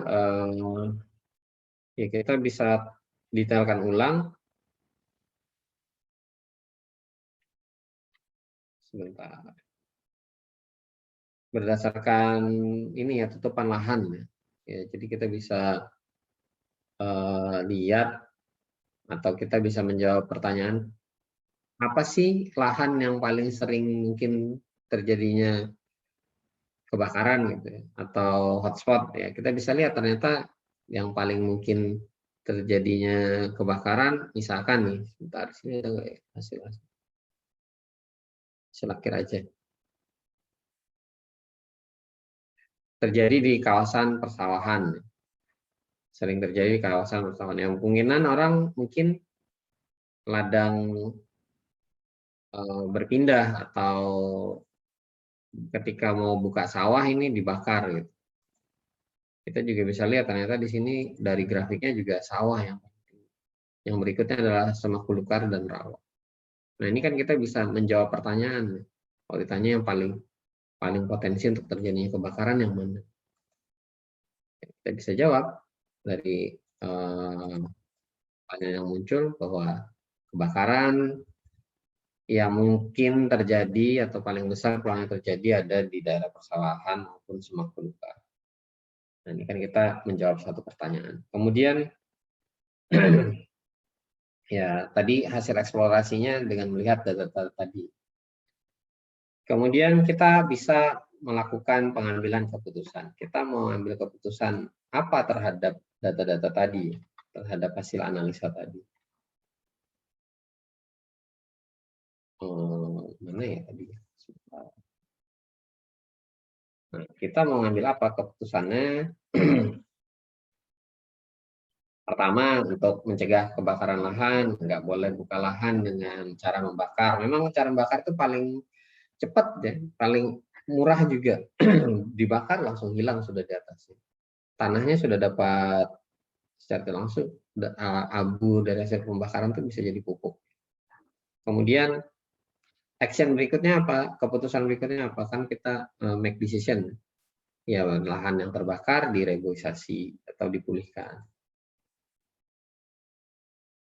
Kemudian untuk kabupaten yang tingkat ancamannya tinggi gitu ya, berarti perlu menyediakan anggaran ya. Terkait ini biasanya terkait anggaran juga. Ya, berarti pemerintahnya harus punya anggaran untuk mitigasi bencana kebakaran hutan dan lahan. Biar nggak kejadian lagi, terus dananya ada, jadi orang bisa kerja. Gitu. Masa orang kerja nggak dibayar, kan itu aneh. Jadi decision making-nya kira-kira seperti itu. Kemudian ya kita bisa berbagi hasilnya tadi. Kita mau share, karena kan kalau kita habis mengerjakan gitu, kalau kita nggak informasikan kepada pihak-pihak yang berwenang atau kepada pemerintah gitu, atau kalau dalam kebakaran hutan itu biasanya timnya multi stakeholder ya, ada yang dari pemerintah lokal, ada yang dari pusat, ada juga yang dari NGO atau dari organisasi-organisasi nirlaba atau non pemerintah gitu ya, yang ikut andil dalam pemadaman kebakaran hutan maupun lahan. Ini juga perlu kita share list hasil analisa kita tadi. Contoh yang tadi itu bisa kita share agar orang itu tahu, oh ternyata memang bisa kejadian, itu sudah ada analisanya, dan analisanya sudah baik lah. Analisanya sudah memenuhi kaidah yang ada ini. Kita mulai dari proses brainstorming istilahnya, kita tanyakan kepada diri kita ataupun kepada tim kita masalahnya di mana, kemudian data-datanya apakah sudah siap, kemudian kita eksplorasi lebih jauh masalah-masalah yang bisa muncul, kemudian setelah itu kita bisa modelkan data-data yang sudah ada menjadi data yang lebih baru, kemudian juga kita pakai data-data yang baru tersebut untuk menjawab masalah yang ada. Dari situ juga kita bisa menginterpretasikan dari hasil yang muncul terhadap kondisi yang ada di lapangan mungkin, ataupun terhadap data-data yang lain. Mungkin kita mendapatkan triangulasinya ataupun hubungannya atau korelasinya. Dari sini kita bisa membuat satu keputusan mau diapakan setelah kita ketemu masalahnya ataupun kita ketemu prediksi yang mungkin terjadi berikutnya atau estimasi yang muncul. Dari situ kita mau ngapain gitu. Ya, setelah itu kita bisa sampaikan, kita share, kita berikan informasi ini ke banyak pihak yang terlibat di dalam konteks ini. Kita kebakaran hutan dan lahan ya, tentu saja ada dari kepolisian, dari TNI, dari masyarakat setempat, dari pemerintah setempat, dan juga mungkin dari organisasi-organisasi yang non pemerintah maupun organisasi nirlaba yang mau concern dalam kebakaran hutan dan lahan. Oke, mungkin itu yang bisa saya sampaikan. Ada yang ingin ditanyakan?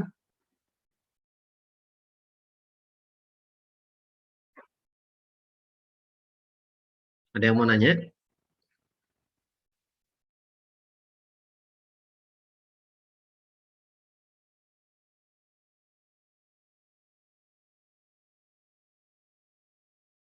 Kalau tidak ada yang mau tanya untuk pertemuan hari ini, saya anggap cukup. Atas perhatian dan kerjasamanya saya ucapkan terima kasih. Assalamualaikum warahmatullahi wabarakatuh. Selamat sore. Waalaikumsalam. Waalaikumsalam warahmatullahi wabarakatuh. Terima kasih banyak, Pak. wabarakatuh. Terima kasih, Pak. Ya, sama-sama.